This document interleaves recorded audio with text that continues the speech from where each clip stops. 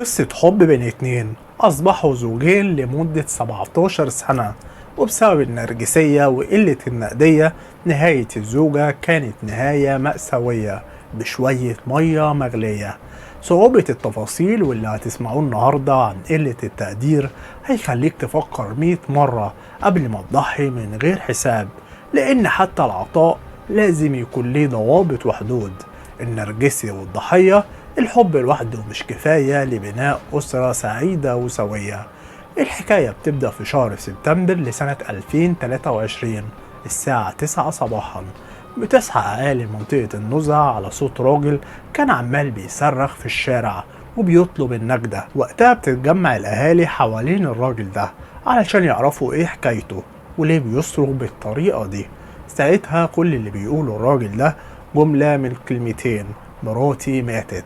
ولما الأهالي بتبدأ تسأله عن التفاصيل بيقول لهم إنها وقع عليها مية مغلية وماتت في ساعتها، وإن إكرام الميت دفنه، وإن أهم حاجة عنده دلوقتي إنه يطلع تصريح الدفن علشان يدفنها. لكن لما مفتش الصحة بيعاين الجثمان بيتصدم من بشاعة المنظر، لأن الجثمان بالراس كانوا مسلوخين بشكل كامل. ساعتها مفتش الصحة بيسأل جوزها عن سبب الوفاة.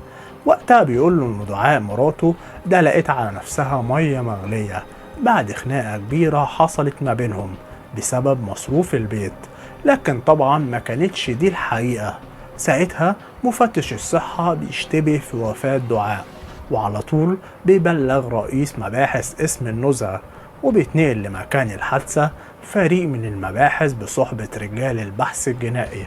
وخلال معاينة الجثمان وتحويله للصفة التشريحية بيكتشفوا إن الزوجة تعرضت لعملية تشويه، وإن كان على جسمها كدمات وآثار تعذيب قديمة وحديثة. وبيكتشفوا كمان إن دعاء ما كانتش خلت لمدة يومين كاملين. ساعتها رجال المباحث بتعمل تحرياتها علشان تقدر تحل القضية دي. ساعتها بيكتشفوا إن اللي كان عايش مع الضحية جوزها وابنها، ووقتها بيتحول مسار القضية من انتحار لقضية قتل. لكن لما رجال المباحث بتحقق مع الزوج بيأكد إن دعاء مراته هي اللي دلقت على نفسها المية المغلية. ساعتها رجال المباحث بتطلب شهادة الجيران واللي بيأكدوا لرجال الشرطة إن كان في خلافات مستمرة بين الزوجين. ولحد هنا كانت القضية دي محيرة بالنسبة لرجال الشرطة وفيها ألغاز كتير، لحد ما بيوصل والد دعاء وبيتهم خالد إن هو اللي قتل بنته. ساعتها رجال المباحث لما بيضغطوا على خالد بيحكي الحكاية من بدايتها لنهايتها. وعلشان نوصل لأصل الحكاية والتفاصيل محتاجين إننا نرجع بالزمن شوية سنين. كان في بنت جميلة جدا اسمها دعاء، وكانت عايشة في محافظة القاهرة وتحديدا في منطقة النزهة، من عيلة متوسطة الحال. والدتها ربة منزل ووالدها كان بيشتغل موظف حكومي، وكانت دعاء أكبر إخواتها وبتدرس في كلية التجارة، وكانت بنت مجتهدة وشاطرة جدا. لكن دعاء زيها زي أي بنت بتحلم بالفستان الأبيض وشريك الحياة، وإنها تبني حياة زوجية سعيدة مع راجل يحبها ويكون شبهها، لأن دعاء كانت شخصية رومانسية جدا. وبالصدفة اتقابل دعاء زميل ليها في الجامعة، كان شخص متميز ويخطف الأنظار لأنه كان بيتعامل مع كل اللي حواليه بمنتهى الذوق والأخلاق، وبيتبادلوا نظرات الإعجاب، وبتنشأ بينهم قصة حب كبيرة جدا بيشهد عليها كل زمايلهم في الجامعة. الشاب ده يبقى اسمه خالد، وطبعا بما ان كلنا فينا عيوب خالد برضو كان عنده عيوب، بس اهم واكبر عيب كان عنده هو النرجسية، ودي كانت اسوأ صفة عند خالد. لكن لان دعاء كانت بتحب خالد اتجاهلت العيب ده، وبعد ما بيخلصوا دراستهم بيروح خالد وبيتقدم للجواز من دعاء. ساعتها والد دعاء بيروح يسأل عن خالد في منطقته، وقتها اللي بيتقاله إن خالد شخص محترم ومن عيلة محترمة جدا. يوافق والد دعاء إنه يتجوز دعاء بنته من خالد، وبيتجوزوا وبيقيموا في منطقة النزهة بمحافظة القاهرة. لكن مع العشرة بيظهر الجانب الخفي من شخصية خالد. أعراض النرجسية بدأت تزيد وتكتر، لأن خالد كان شخصية محتاجة معاملة خاصة وتقدير وتكريم وتفخيم فيه من دعاء طول الوقت، وكان عايز يغلط ويهين دعاء طول الوقت، ومكانش عايز منها أي نقد أو اعتراض. لكن دعاء ما كانتش بتسكت، وكانت بتقابل العيب بتاع خالد ده بالهجوم، وكانت بتعمل خلافات كتيرة معاه. لكن علشان دعاء بتحب خالد، بترجع هي دايما اللي تصالحه من بعد كل خلاف بيحصل ما بينهم، لأن دعاء كانت عايزة تعيش حياة زوجية هادية وسعيدة. وبعد مرور فترة على جوازهم، بتحمل دعاء وبتخلف طفلها الأول، واللي كان ولد، وكانت دعاء سعيدة بيه جدا. وبتمر الأيام والسنين علشان تتفاجئ دعاء إن الدنيا مخبية لها الأسوأ. دعاء بتكتشف إن خالد مشي في طريق الإدمان، ودعاء زيها زي أي إنسان بيكتشف إنه متجوز من شخص نرجسي ومريض بالإدمان. وقتها الخلافات بالنسبة لخالد كانت بتتحول للانتقام، بتوصل إن خالد يحبس دعاء في أوضة لوحدها ويمنعها من الأكل والشرب لمدة أيام، وبعد مدة العقاب بيخرجها من الأوضة وبيصالحها بكلمتين. خالد كان متخيل إن دعاء هترجع تصفاله وتكمل حياتها معاه من تاني، كأنه ما حبسهاش ولا هنها ولا قلل منها.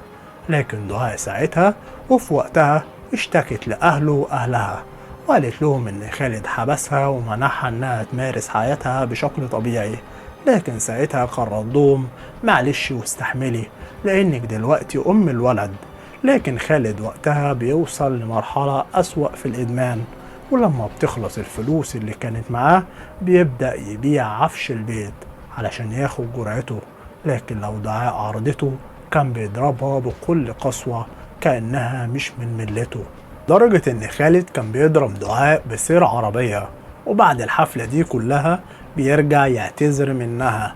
وقتها دعاء ما كانتش قادرة إنها تستحمل الوضع ده، ساعتها بتعمل توكيل لمحامي علشان يرفع لها قضية خلع من خالد، والمحكمة حكمت لها بالطلاق.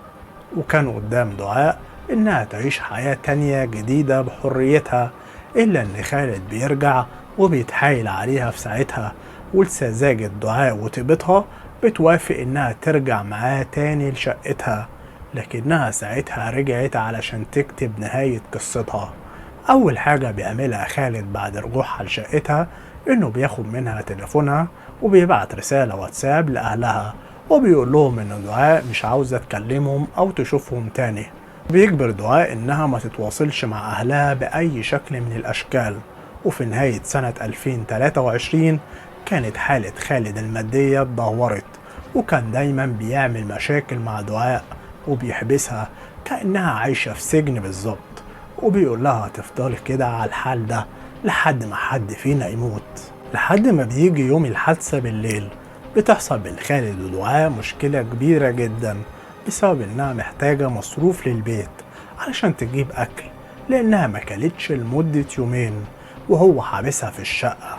ساعتها خالد بيمسك سير العربية وبيضربها بيه، لدرجة ان من كتر الضرب والضغط على دعاء كانت بتصرخ بهستيريا. وقتها خالد علشان يخلي دعاء تسكت نهائي بيروح يولع البوتاجاز وبيملى حلة مية وبيسيبها لحد ما توصل لدرجة الغليان، وبعدها بياخدها وبيرميها على دعاء. وبعدها خالد ما بيكتفيش بكده، ده كمان بيروح يغلي مية في الكاتل وبرضه بيروح يرميها على دعاء. وفضلت دعاء بتصرخ وبتتعذب لحد ما بتخرج أنفاسها الأخيرة. خالد بيقول لرجال الشرطة إنه قتل دعاء عن عمد لأنها كانت ست نكدية. لكن لو رجعنا لكلام عيلة الضحية هنلاقيهم بيأكدوا إن خالد كان معيش دعاء في جحيم، وسبق وأجبرها إنها تتنازل عن القايمة بتاعتها.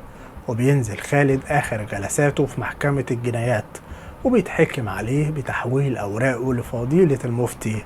دعاء ماتت وهي عمرها 38 سنة، لكن لو بصينا على كل جوانب القضية دي هنكتشف إن دعاء كانت ضحية للكل، ضحية للزوج وضحية للأهل.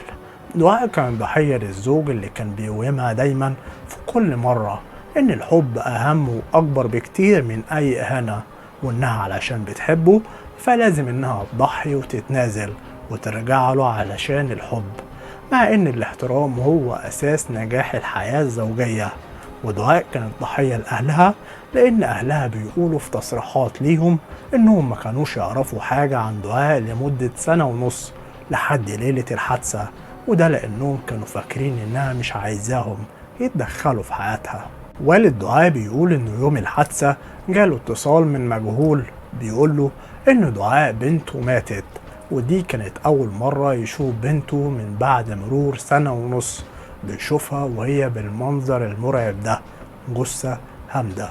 استنى أعرف رأيكم في التعليقات، ما تنسوش تستنوا الحلقة الجاية، وأشوفكم على خير.